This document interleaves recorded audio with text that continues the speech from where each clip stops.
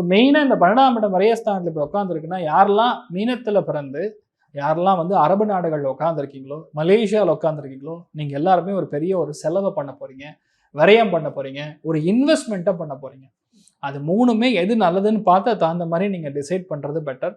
எந்த விஷயத்தையுமே ஓப்பனாக வெளியே சொல்லாமல் இருக்கிறது தான் பெட்டர். இந்த விரயஸ்தானத்தில் உட்காந்ததுன்னா நம்ம மாறின இடமே நமக்கு பிரச்சனைங்கிறது அப்புறம் தான் புரியும்.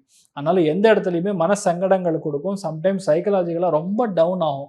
அப்போல்லாம் பண்ண வேண்டியது 9 தடவை உள்ள மூச்சு இழுத்து வெளியே விடணும். உள்ள மூச்சு இழுக்கும் போது உங்கள் கஷ்டத்தை நினச்சிக்கணும், வெளியே விடும்போது அது பஸ்மமான மாதிரி நினச்சிக்கணும். இந்த யோகாசனத்தில் முக்கியமான ப்ராக்டிஸ் இது. இந்த தியானம் செய்ய செய்ய உங்களுக்கு இந்த 40 நாளுக்கு அப்புறம் நடக்கக்கூடிய விஷயங்கள் எதுவுமே நடக்காது. நீங்கள் நல்லா இருப்பீங்க. சிம்பிள்.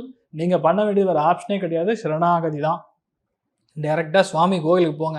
சிவன் கோயிலுக்கு போய் சரணாகதி காலில் விழுந்து வணங்குவது தான் மீனராசிக்கு இருக்கக்கூடிய ஒரு பேரானந்தம். நல்ல மாற்றங்கள் கண்டிப்பாக வரணும்னு சொல்லி வேண்டிக்கலாம்.